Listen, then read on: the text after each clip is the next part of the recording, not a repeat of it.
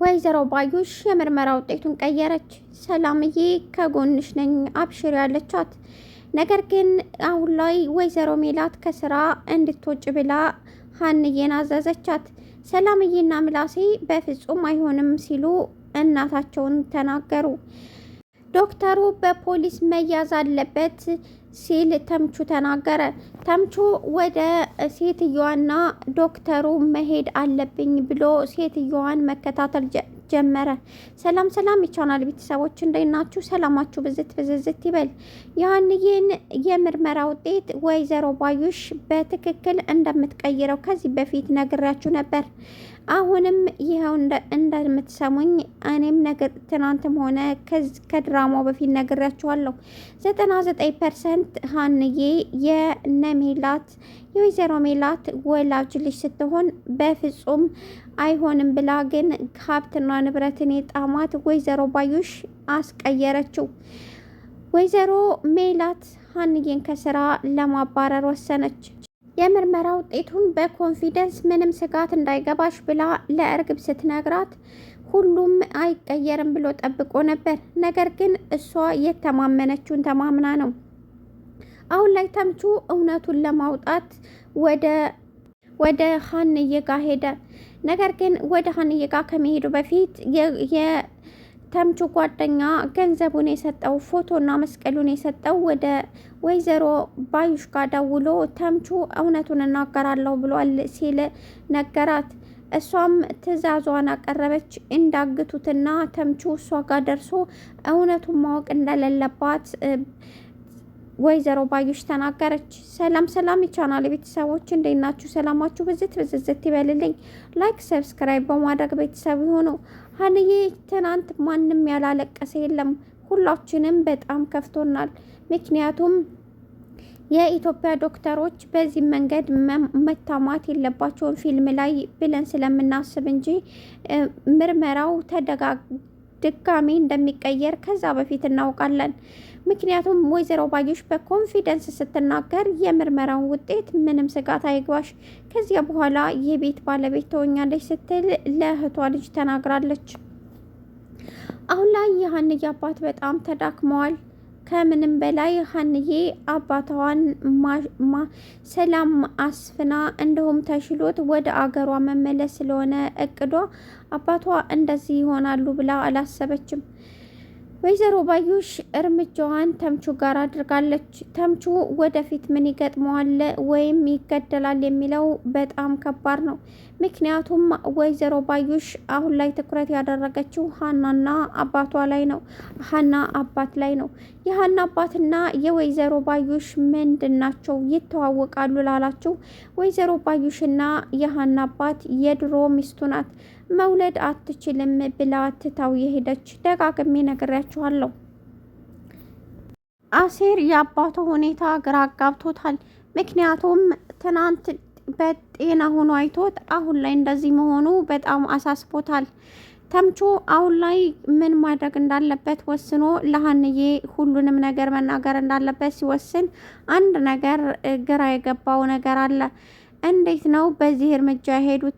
እኔስ ማስረጃ ካሉኝ ካቀረብኩኝ ማን ነው ሌባ ነው ብለው ስለሚሉ እኔን የሚያምነኝ የለም። ስለዚህ ማስረጃ ማቅረብ አለብኝ። በስልኬ ወይም በምናምን እሷን ልቀዳት ይገባል፣ ወይም ይሄንን ገንዘቡን የሰጠኝን ልጅ ወደ እነሱ ይዤ መሄድ አለብኝ አለ። ወይዘሮ ሜላት ሀንዬን ስራ ቦታዋ ስትሄድ ሌባ እያለች ለማዋረድ በጣም ተጣጥረዋለች። እርግብ እዚህ ምን ትሰሪያለሽ? አንቺ ሲተውሻት በቃ አይፈልጉሽም፣ መሄድ አለብሽ ከዚህ እያለች ኩሽና ቤት ትሰድባት ጀመር። ሀንዬም አንቺ ነሽ እኮ ህይወቴን የወሰድሽው፣ ስለዚህ አንቺ በእኔ ህይወት ልትገቢ አትችልም። ከዚህ በኋላ አርፈሽ ተቀመጪ፣ ስነ ስርዓትሽን ብትይዥ ይሻልሻል። ስትከበሪ ሰውን ካላከበርሽ ከክብር በላይ ምንም ነገር የለም ብላ ሀንዬ ገልምጣት ውጭልኝ ብላ ከኪችን አስወጣቻት። እርግብ አሁን ላይ እኔ ልጅ ነኝ ስትል በኮንፊደንስ ምንም ነገር ከማድረግ ወደ ኋላ የሚያግደኝ ነገር የለም ብላ ስለምታስብ ነው ሀንዬን ለማሰቃየት የሞከረችው። ነገር ግን ሰላምዬና ምላሴ ከሀንዬ ጎን እንደሆኑ ምንም አልገባትም። ሰላምዬ ስለ ሕክምናው ምን እንደተፈጠረና እንዴት እንደዚህ ሊሆን እንደቻለ ነገር ጠየቀቻት። እኔ ምንም የማውቀው ነገር የለኝም። ነገር ግን እኔ የምነግርሽ ነገር ሰላምዬ፣ እኔ እውነት ይዤ ነው። እኔ እናንተ ቤተሰቦችም ሆናችሁ አልሆናችሁም በጭራሽ ምንም የሚያስጨንቀኝ ነገር የለም። እኔ ወንድምም አባትም ሁለ ነገርም ሆኖ ያሳደገኝ አባቴ ዋጋ ከፍሎልኛል። ስለዚህ ምንም የሚያስጨንቀኝ ነገር የለም። ነገር ግን እናንተ እንዳትታለሉና እውነቱን እንድታውቁ ነበር። እንዴት እንደዚህ እንደተፈጠረ ግን ማወቅ አልቻልኩም። ዶክተሩ ግን የሆነ ተልዕኮ ያለ ይመስለኛል ስትል ለሰላምዬ ነገረቻት።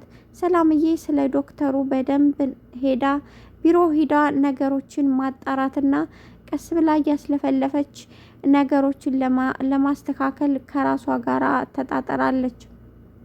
እርግብ ለአክስቷ ደውላ አክስቴ እንዴት አድርገሽ ነው እንደዚህ ልትቀይረ የቻልሽው? እኔ ብታይ ነፍሴ ልትወጣ ተጨንቄ ነበር። እንዴት እንደዚህ እንደተፈጠረ ልትነግሪ ትችያለሽ? አለቻት። እኔ ነግሬሽ ነበር፣ ዝም ብለሽ አትንበቅበቂ ብዬሽ እኮ ነበር። ሁሉ ነገር እንዳስተካከልኩትና ዝም ብለሽ አብረሽ ሄደሽ እንድትመጭ ነግሬሽ ነበረ ብላ እንደ ቀላል ነገሮችን አስተካክላ ነገረችኝ። እርግብ አሁንም ቢሆን ደስታዋን መቋቋም አልቻለችም። እውነቱ እንደሚወጣና እውነቱን ካወቁ ከቤት ውስጥ ሆነ ከውጭ እንደማያስቀምጧት ፖሊስ በሕግ ቁጥጥር ስር እንደምትወስድ አልገባትም። እሷም ሆነች አክስቷም የገንዘብ ጥማት ያለባት አክስቷ ከጉድ ውስጥ አስገብታ የሰው እርግማንና ለቅሶ እንዳለቅስባት የምታደርግ ጨካኝ ናት። ምክንያቱም ጭካኔዋ የምታዩት በምታደርገውና በምትሰራቸው የእያንዳንዱ ነገሮች ነው። አሁን ላይ ደግሞ ወይዘሮ ባዩሽ ከአቶ ኖላዊ ጋር ተያይዘዋለች። አቶ ኖላዊን ከሕክምና ቦታ እንዳይወጣና እዚሁ ለጊዜው ነገሮችን እስከምናስተካክል በፍጹም መንቀሳቀስ እንደሌለበት ተናገረች። በእርግጥ አቶ ኖላዊ ዶክተሩ በሚወጋው መርፌና እያሳሳተ የተለያዩ ነገሮችን በመስጠት እንዲዳከም አድርጓል። አሁን ላይ አቶ ኖላዊ በጣም ተጎድተዋል። ሀንዬ እያለቀሰች አባትም እህትም ሁሉ ነገር ሆነ አሳደከኝ፣ አንድም ነገር እንኳ ጎሎብኝ አያውቅም። አሁን ላይ አንተ በመጠቀሚያ እኔ ላሳርፍ አስቤ አንተ ግን እንደዚህ ሆንክ እያለች በጣም አለቀሰች። አሲር መጣ። ምን ሆነሽ ነው ሀንዬ የምታለቅሽው? አላት። ኧረ አባዬ የአባዬ ነገር አሳስቦኝ ነው፣ በጣም እያስጨነቀኝ ነው። አባዬ በጣም ታሟል አለችው። አሲር ፈጣሪ እኮ ትቶ አይተነንም፣ የዋህነት ልብሽ በፍጹም አይተውሽም። ስለዚህ አባታችን ይሻለዋል፣ ልትጨነቂ አይገባም ተባብለው ተቃፈው አለቀሱ። ተምቹ መጣ። የሆነ ነገር ሀንዬ ልነግርሽ እፈልጋለሁ፣ ቶሎ በይ፣ አሁኑ ነው የምነግርሽ አላት። ሀንዬ እሺ ብላ ልትሄድ ስትል አባቷ የሆነ ድምፅ ሲያሰማ ሰማች። ከዚያ በኋላ ዶክተሩን ሀንዬ ሂዳ አናገረችው። አባቴ እየተሻለው አይደለም፣ ምን እንደተፈጠረና የምርመራ ውጤቱንና አንዳንድ ነገሮችን እንድታሳየኝ ይፈልጋለሁ አለችው። ዶክተሩ ግን ሊያሳያት አልፈለገም። አንተ ሰውዬ ግን የምትቀመጥበትም ወንበር አምነህበት ነው ወይስ ለጥፋት ነው? ሲቀጥል ደግሞ የምርመራ ውጤቱን እንደቀየርከው እርግጠኛ ሁኜ ነው የምነግርህ። የሆነ እውነት አሁን ላይ ብትደብቀው እንኳ እውነቱን ብትደብቀው የሆነ ጊዜ መውጣቱ አይቀርም። እኔ የቤተሰብ ችግር የለብኝም። የአባትም እናትም ሆኖ ያሳደገኝ ምርጥ አባት አለኝ። ነገር ግን አሁን ላይ ወይዘሮ ሜላትና እንደውም እነ ሰላምዬ በውሸት እንዲታለሉ ስላልፈለግኩ ነው እንጂ ቤተሰብነቱን ፈልጌ ወይም ለሆነ ጥቅም አይደለም ብላ ሀንዬ ተቆጥታው ገፍትራው ወጣች። በጣም ደነገጠ። ምክንያቱም ዶክተሩን እንደማለቀውና በፍጹም ወደ ኋላ እንደማትመለስ እኔ ምርመራውንም ሆነ የምርመራ ውጤቱን ዲኤንኤውን ቀይረው ምንም ችግር የለብኝም፣ ግን በአባቴ ቀልድ አላቅም። አባቴ አንድ ነገር ይሁንና በፍጹም ልለቅህ እንደማልችል ማወቅ አለብህ። ይሄንን ልታውቅ ይገባሃል። በአባቴ እኔ ምንም ቀልድ የለም። ምክንያቱም የምለፋለትና የምኖርለት እሱ ነው ብላ ዶክተሩን አስጠንቅቃ ወጣች። ዶክተሩም በጣም ደነገጠ። ምክንያቱም ያህንዬ አባት የሚሰጠው መርፌ እንዲዳከም ስላደረገው። ውዶችዬ ለነበረኝ ቆይታ እያመሰገንኩኝ ላይክ፣ ሰብስክራይብ በማድረግ ቤተሰብ ይሁኑ። አመሰግናለሁ። ይህንን ቻናል የምትከታተሉ ሁሉ አበረታቱኝ። በያላችሁበት ፈጣሪ ጠብቃችሁ